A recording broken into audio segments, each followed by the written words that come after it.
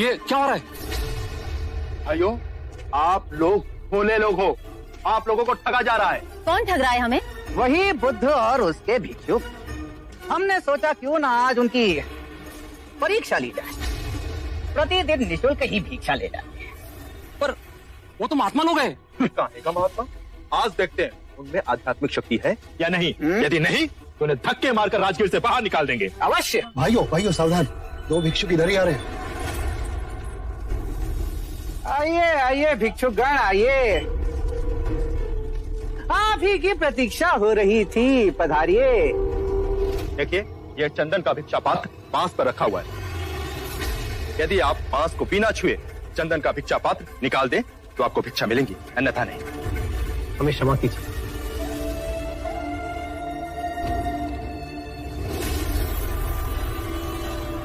क्यों बंधु, समस्त गांव के समस्त बड़े महात्मा बने फिरते हो और एक छोटा सा कार्य नहीं कर सकते? कैसे करेंगे? ये धूर्त है, घमंडी है, पाखंडी है ये लोग। नहीं, ये पाखंडी नहीं, अपितु नपुंसक है, नपुंसक। तभी तो भिक्षुक बने फिर रहे हैं। पता है इसका गुरु, धूर्त गुरु बुद्ध भी अपनी पत्नी को आधी रात में छोड़कर भाग गया था। सत्यवचन। के आगे मेरे गुरु को एक भी अपशब्द कहा तो मेरे गुरु के चरणों की धूल भी नहीं हो तुम लोग। तुम्हें हमारी सिद्धि देखनी है। इस बांस के डंडे को बिना छुए इस चंदन के भिक्षा पात्र को मैं नीचे उतार लाऊंगा। साक्य मुनि सिद्धियों के प्रदर्शन को अटकाने का साधन मानते हैं, परंतु इनके लांछन का प्रत्युत्तर देना ही होगा।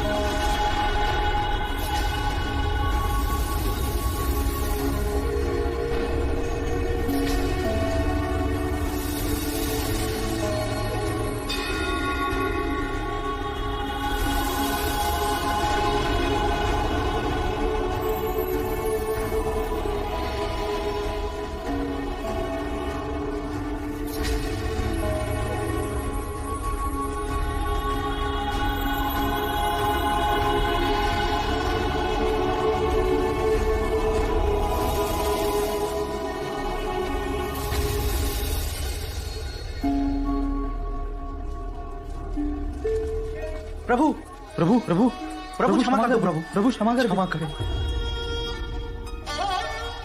क्षमा किया। महात्मा, अपना नाम तो बता दीजिए। त्रैत्यपुत्य। महात्मा, जब तक आप हमारे हाथों ये पात्र ग्रहण नहीं करेंगे तब तक हम ये नहीं समझेंगे कि आपने हमें क्षमा किया। कृपया इसे ग्रहण करें। त्रैत्यपुत्ता के, त्रैत्यपुत्ता के, त्रैत्यपुत्ता के, त्रैत्यपुत्ता के, त्रैत्यपुत्ता के,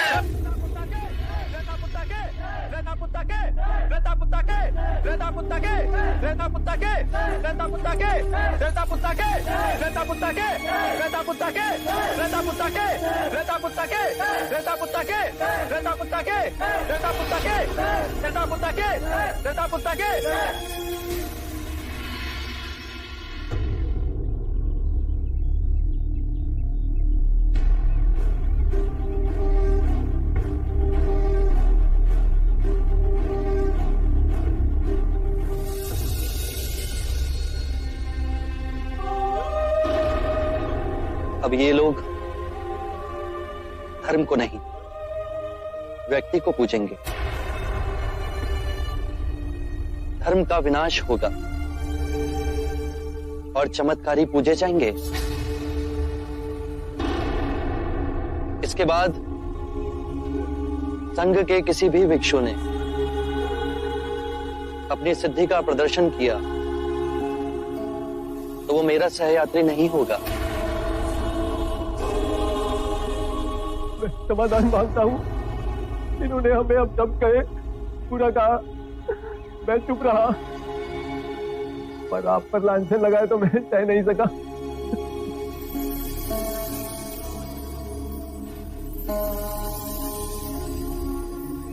इन्होंने अपशब्द मुझे कहे, अपमानित मुझे किया, लांछन मुझ पर लगाया, पर मैं तो विचलित नहीं हुआ। तो तुम क्यों विचलित हुए? इन सभी को परम सत्य की ओर ले जाना है। यदि आप सभी भिक्षु सिद्धि प्रदर्शन में फंसेंगे तो अपने मार्ग से भटक जाएंगे।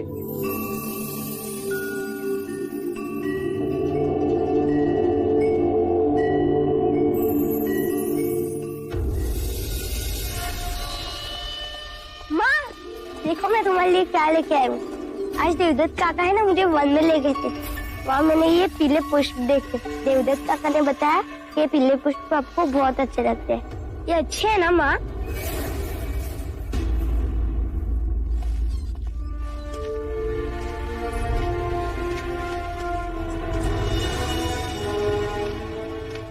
आज मैं देवदत्त से अत्यंत प्रसन्न हुआ। यदि इसने आजाद शत्रु को समझाकर मगध की सेना यहां नहीं रुकाई होती तो बहुत कठिनाई होती। आने वाली शाक्य सभा में देवदत्त की इस उपलब्धि का व्याख्यान मैं अवश्य करूं। मैंने कहा था ना कि हमारा पुत्र देवदत्त बड़ा ही होनहार है। और महाराज, सिद्धार्थ के वनवास के बाद आपका सहारा देवदत्त ही तो है। देवदत्त, तुम अजात शत्रु से मिले, मगध के राज दरबारियों से भी मिले होंगे। सिद्धार्थ के बारे में कोई बात हुई? सिद्धार्थ के विषय में बातें कैसे न होती महादेवी। अजात शत्रु तो स्वयं सिद्धार्थ के बढ़ते हुए प्रभाव से चिंतित है। सिद्धार्थ के विषय में चिंता? महादेवी, अब सिद्धार्थ को लोग बुद्ध के नाम से पुकारते हैं। युवाओं में तो सिद्धार्थ का अनुयायी बनने की जैसे होड़ सी लग गई है। गृह गहने सब त्याग कर युवाओं ने तो उसके पीछे पीछे चलना शुरू कर दिया है। और तो और महाराज बिंबिसार स्वयं सिद्धार्थ के अनुयायी बन गए। सिद्धार्थ अब बांस की कुटिया बनाकर वहीं रहता है। भिक्षा पात्र में भिक्षा मांगता है दिन रात, और दिन में केवल एक बार भोजन करता है। देवदत्त, सिद्धार्थ ने हमारे लिए कोई संदेश भेजा? संदेश? क्या संदेश भेजेगा सिद्धार्थ?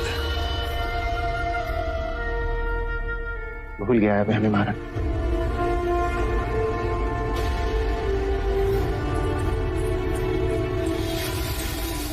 महादेवी, इसमें उदास होने वाली कौन सी बात है? हमें तो पलट अभिमान होना चाहिए कि हमारा सिद्धार्थ कितने लोगों को प्रभावित कर रहा है। और फिर महाराज बिंबिसार, वो तो स्वयं सिद्धार्थ के अनुयायी बन गए।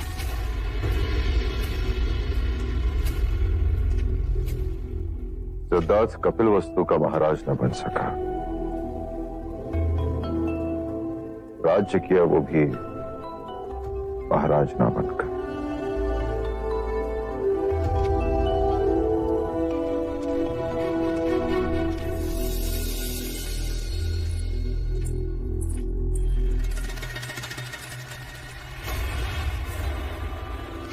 अजात शत्रु से तुमने ऐसा क्या कह दिया कि वो तुरंत मान गया?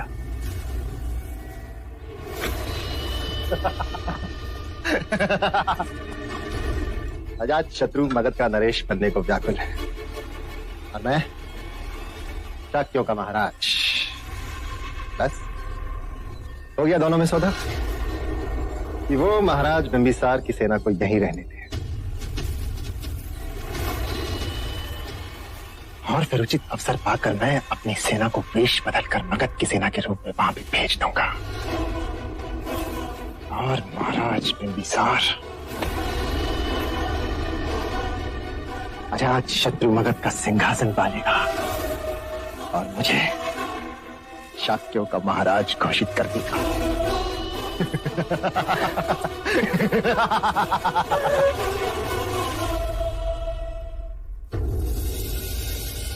सिद्धार्थ लोग बुद्ध के नाम से पुकारते हैं। राजगृह के युवा वर्ग में तो सिद्धार्थ का अनुयायी बनने की जैसे होड़ सी लग गई।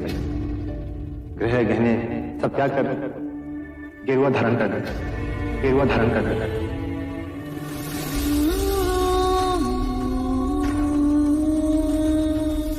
भिक्षा पात्र में भिक्षा मांगता है दिन रात, और दिन में केवल एक बार पूजन करता है।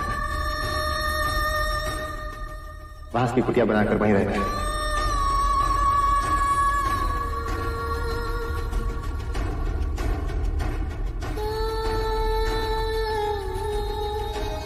भूल गया है हमें महाराज।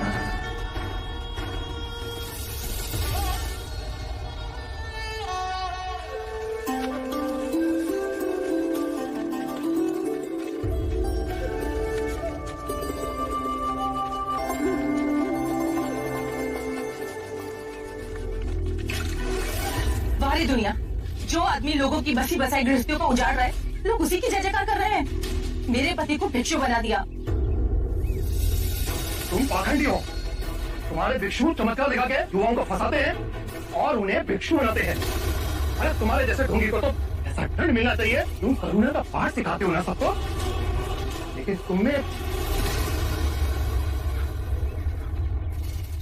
करुणा है। मित्र, यदि तुम अपने पड़ोसी के लिए कोई उपहार लाओ और वो उसे ग्रहण करने से मना कर दे, तो वो उपहार किसके पास जाएगा? मेरे पास। उसी प्रकार जो तुमने मुझसे कहा, उस उपहार को मैंने स्वीकार ही नहीं किया, तो वो स्वयं ही तुम्हारे पास चला गया। अब शब्द भी बुरे कृत्य हैं, उनका कोई प्रत्युत्तर नहीं, पर उनकी प्रतिध्वनि अवश्य है, जो टकराव स्वयं आपके हृदय में जाती है। जिस प्रकार छाया मनुष्य का पीछा नहीं छोड़ती, उसी प्रकार बुरे कृत्य भी मनुष्य का पीछा नहीं छोड़ते, वो लौटकर दुख और बढ़ाते हैं। मैं यही कहता हूं, जागरूक होकर स्वयं को देखो। बुरे विचार, बुरे कृत्य स्वयं धीरे धीरे समाप्त हो जाएंगे।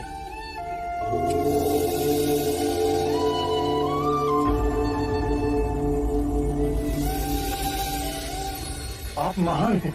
आप शब्द का उत्तर आशीर्वाद। आप सच में महान। मुझ में और तुम में कोई अंतर नहीं।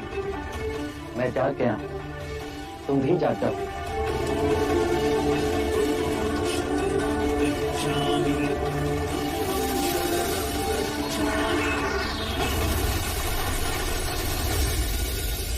अमात्य, इस संदेश के साथ और एक संदेश लिखो। अब शांति काल है, इस मास किसानों से कर नहीं वसूला जाए। ये तो बहुत उचित है महाराज।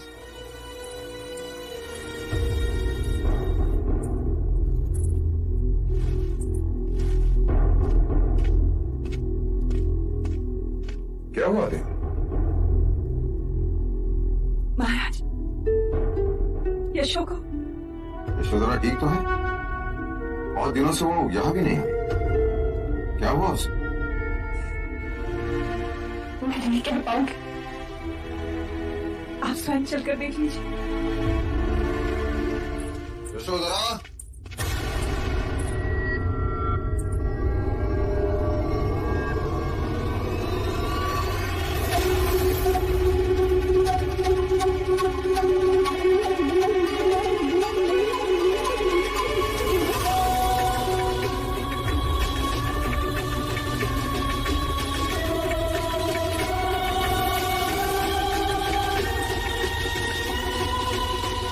ये क्या है यशोधरा? कितना समझाया मैंने इसे, पर ये अपने निर्णय पर अड़ी है। माँ और पिताजी, आप मेरे लिए दुखी ना हो। अपनी राजरानी बहू को इस दशा में देखकर हम दुखी ना हो पुत्री। मेरा श्रृंगार भी वो थे और मेरी रूप सज्जा भी उन्हीं के लिए थी। यदि उन्होंने सब कुछ त्याग दिया तो मैं उनका अनुसरण तो कर सकती हूँ ना। हमारी पुत्री इस कठोर धरती पर सोए असहनीय है। जो उनका भाग्य वो मेरा भाग्य। भाई, बहुत अन्याय हुए हैं तुम पर। इस अन्याय का अंत यही होगा। जी महाराज। देखा अपनी भावी महादेवी की दशा। यह रोग ने उसे ऐसे तड़पाया है कि इस फूल सी बच्ची की हालत देखो। बहुत अनर्थ हुआ है इस पर अब न होने दूंगा। तुम शीघ्र से शीघ्र मगध जाओ और सिद्धार्थ को वापस ले आओ। पिताजी, उनके मार्ग में बाधक बन जाए हो। कोई बाधा नहीं बनेगा उसके मार्ग में। सिद्धार्थ के पास जितने शीघ्र हो सके उतने शीघ्र जाओ। उसे कहना कि वन में ही रहना तो कपिल वस्तु के वन में रहे। इस अबला की स्थिति का वर्णन कीजिए। क्या दोष है इसका जिसका दंड ये भुगत रही है? पिताजी, कृपा कीजिए। सिद्धार्थ यहाँ होगा तो कम से कम तुम उसे देख तो सकोगी, उससे बात तो कर सकोगी। इस विरह के अग्नि में प्रतिदिन भस्म होने की आवश्यकता नहीं होगी। अमात्य चन्ना को साथ ले जाओ। सिद्धार्थ के हृदय में उसके प्रति प्रेम है। शीघ्र जाओ। जवाब क्या महाराज?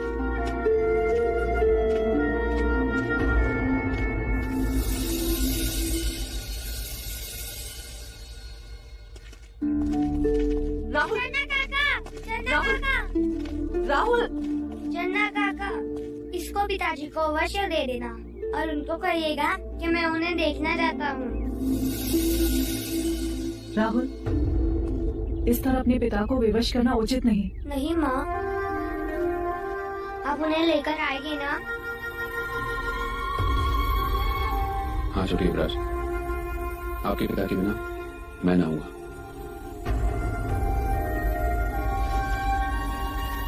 देवी, आप युवराज सिद्धार्थ के लिए कुछ भेजना चाहेंगी? कोई संदेश? पहले मैंने उनके लिए कमल का पुष्प भेजा था, वो उन्होंने लौटा दिया। मैं तब भी नहीं चाहती थी और अब भी नहीं चाहती कि मेरे कारण उनके मन में कोई द्वंद्व हो। मैं उनके साधना के मार्ग में बाधक नहीं बनना चाहती। यदि वो मेरे लिए कुछ भेजें तो मत लाइएगा। बस उनसे कहिएगा कि यदि वो कोई उपहार देना चाहते हैं तो यथासंभव अपने दर्शन दे दें। अमात्य, इस बार आप और चन्ना अपने महाराज को निराश नहीं करेंगे। कदापि नहीं महाराज, युवराज सिद्धार्थ आएंगे। इस तपस्विनी देवी यशोधरा का तप अवश्य सफल होगा।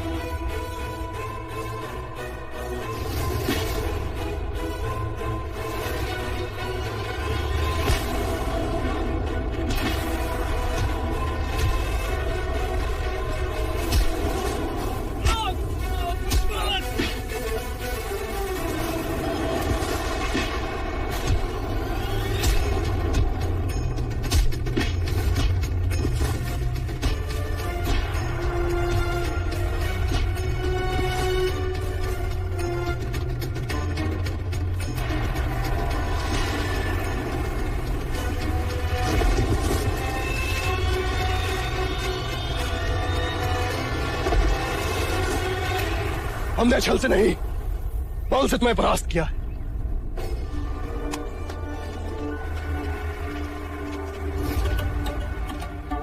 आपको पूर्ण विश्वास है कि मगध के सेना नायक हमारे साथ हैं? हाँ, वो बुद्ध और महाराज से आहत है। यदि आपकी आज्ञा हो तो मैं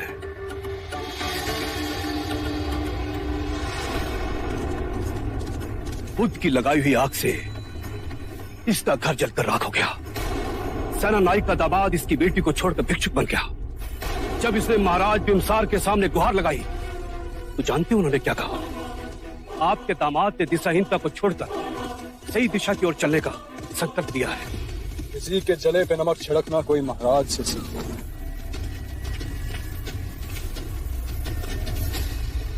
अगर कोई इन दुर्दिनों से बचाने का संकल्प है, संकल्प है युवराज। यदि हमारे विद्रोह को कुचला गया तो मैं शपथ लेता हूं, प्राण दे दूंगा और मगध पर और आप पर आंच नहीं आने दूंगा। मुझे तुरंत 2 विश्वसनीय और निपुण तलवार चलाने वाले चाहिए। राज केवल 2? 2 बहुत हैं। बस उनमें महाराज का शीश धड़ से अलग करने का साहस होना चाहिए। मुझे महाराज बिंबिसार का कटा हुआ शीश चाहिए।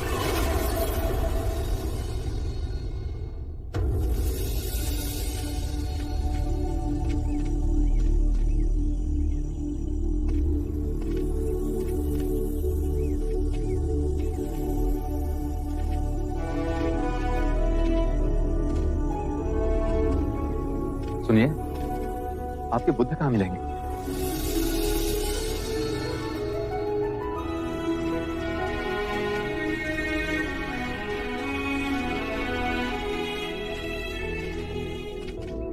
युवराज, युवराज, शाक्य मुनि बुद्ध, शाक्य मुनि बुद्ध।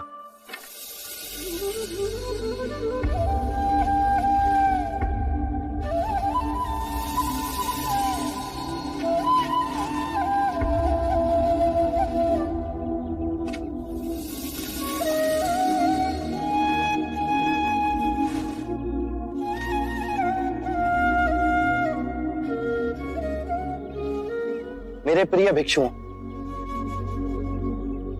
ये मेरे परम मित्र चन्ना है और ये पिता तुल्य अमात्य कपिलवस्तु के मंत्री।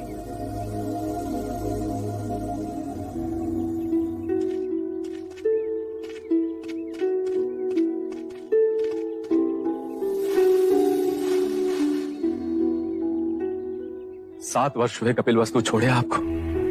इतने तेजस्वी, इतना ओज, मैंने कभी सोचा भी ना था कि मेरे भाग में ऐसी सुंदर आभा देखने को मिलेगी।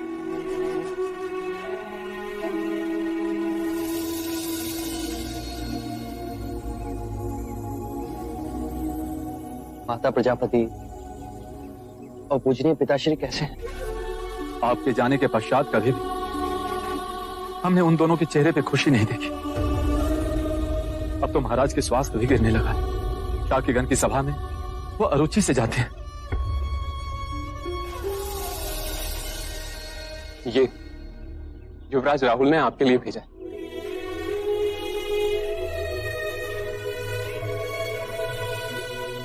राहुल अब इतने बड़े हो गए हैं कि अपनी मां से हट करके ये आपको देने के लिए कहा। आप ही की तरह प्रतिभाशाली, हर विद्या में निपुण, हर घड़ी आपको याद करना। देवी यशोधरा कैसी है?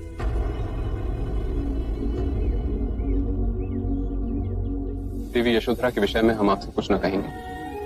आप स्वयं कपिलवस्तु आइए और उनका हाल देखिए। मेरे सारे प्रश्नों के उत्तर मिलते ही लौट आऊंगा तुम्हारे पास, राहुल के पास। जब से आपने मुक्ति का मार्ग खोजा, कपिलवस्तु की सारी प्रजा आपको देखने के लिए आतुर है। एक डोर से महाराज और महादेवी के प्राण बंधे कब वो अपने पुत्र सिद्धार्थ को देंगे। देवी यशोधरा महल के द्वार पर होने वाली हर दस्तक पर चौंक जाती है और झरोखे की ओर भागती है। फिर निराशा उन्हें घेर लेती। उनकी पीड़ा का आभास राहुल को ना हो, इसलिए आपके बचपन की कहानियां उसे सुनाती। हम आपको कपिलवस्तु ले जाने आए। आप हमारे साथ आएंगे ना? मैंने प्रण लिया है, आपको लिए बिना ना लौट। मैं कपिलवस्तु अवश्य आऊंगा।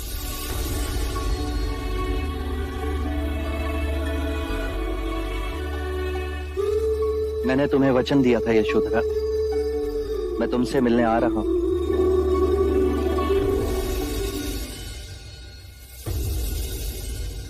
यशो,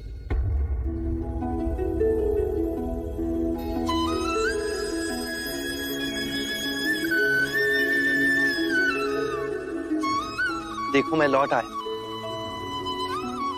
अपना वचन नहीं तोड़ा। रात्रि में गया, रात्रि में ही लौटा। ये रात्रि बहुत लंबी थी,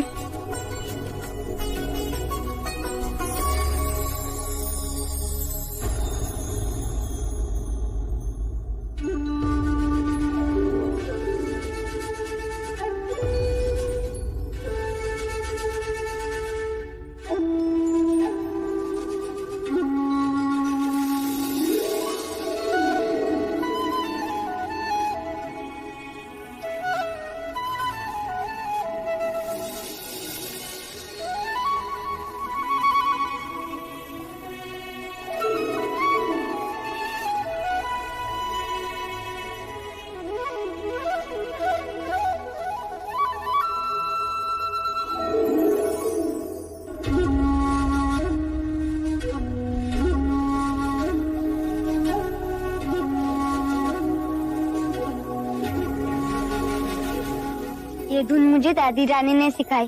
कहती है कि पिताजी की प्रिय धुन है।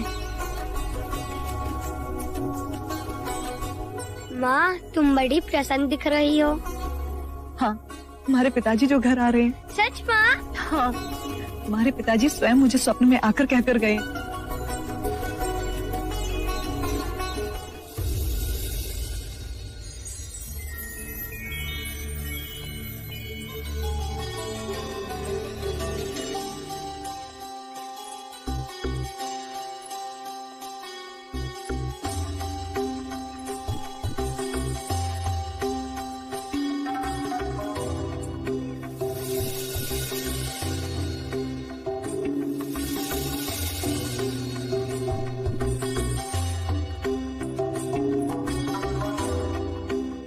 ये मेरा पुत्र जीवक है।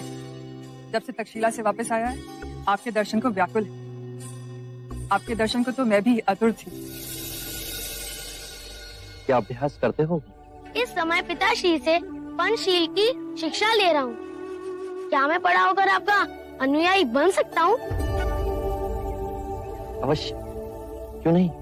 पिछले कुछ दिनों से मुझे एक चिंता खाई जा रही है कि इस ऊपरी जीवन, इस सौंदर्य और उससे मिली प्रतिभा, क्या इसका कोई मूल्य है? अगर एक दिन ये नहीं रहा तो फिर क्या होगा? धूप भी ढलती है आम्रपाली। इस जीवन में स्थिर कुछ भी नहीं, और यही अस्थिरता हमारे मन में गहरे दुखों को जन्म देती है। वस्तु या धन का मोह ना हो, परंतु अपने सौंदर्य का मोह हमारे मन की गहराइयों में जड़ पकड़कर बैठा है, जो अहंकार को जन्म देता है, उसे पालता है। परंतु ये क्षणिक है। जब तुम ध्यान में जाओगी तो पाओगी जो नश्वर है, तुम उसे पकड़कर बैठी हो, और तुम्हारे दुख धीरे धीरे विलीन होते जाएंगे। ऐसे सुख की अनुभूति होगी जिसे ना कोई काल छीन सकता है, ना ही आयु मिटा सकती है। मैं आपके बताए हुए मार्ग पे चलूंगी। आप मेरे अम्रवन के महल में पधारिए, मैं धन्य हो जाऊंगा। मैं अवश्य आऊंगा।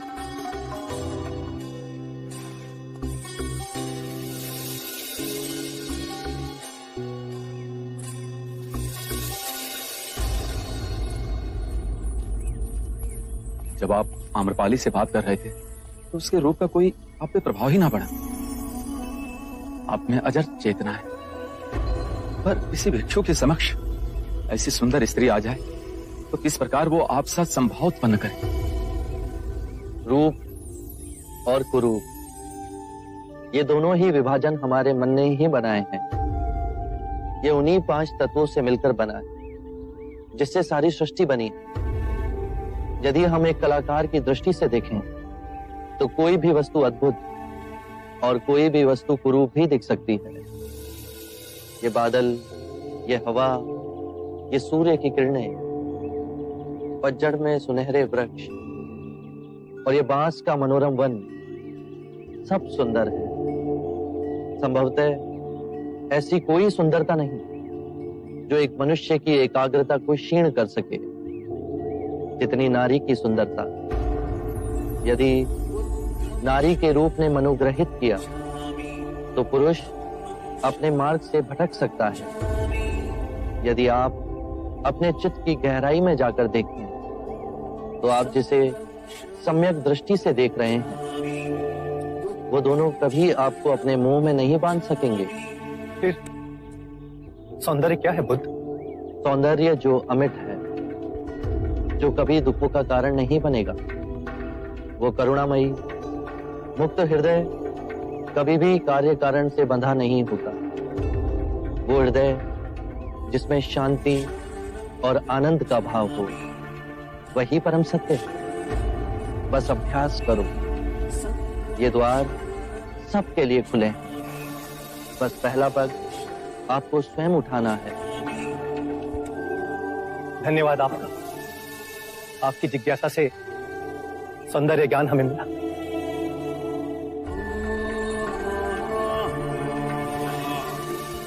मैं भी क्या सोच कर आया था, और देखो क्या हो रहा है।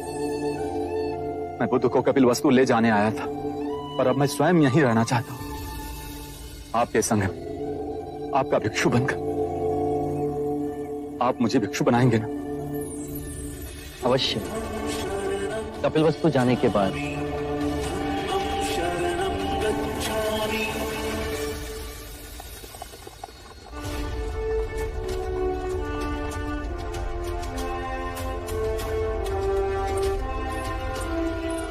प्रणाम महाराज, देवी अम्रपाली आपकी प्रतीक्षा कर रही है।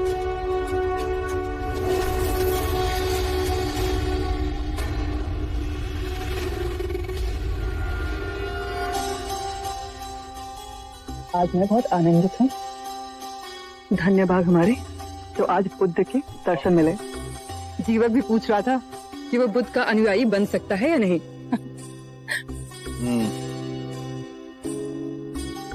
कोई नहीं मान सकता कि ये दोनों एक ही पिता के पुत्र हैं। एक पुत्र बुद्ध को पूछता है और दूसरा पुत्र बुद्ध को कोसता है।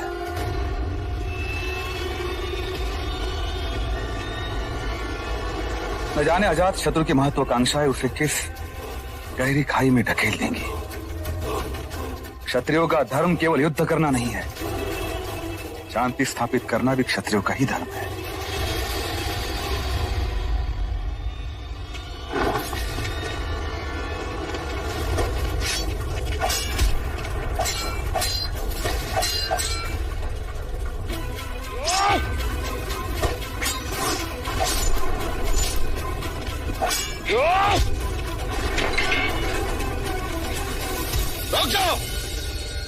इसे दंड हम देंगे। तुमने मगध नरेश बिंबिसार के ऊपर आक्रमण करने का दुस्साहस किया है। हम सब में वही चेतना की नदी है। परम ज्ञान का द्वार हम सब के भीतर है।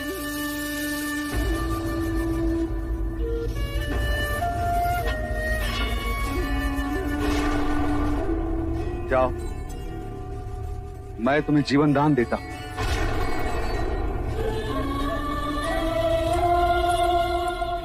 जिसने आप पर वार किया उसे जीवन दान दिया आपने?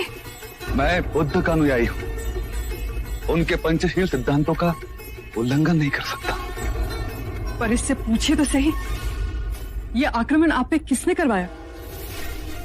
जानता हूं उसे, जिसने ये आक्रमण करवाया। आरंभ हो गई निर्वाण प्रथा, सुनो सुनो ये बुद्ध कथा।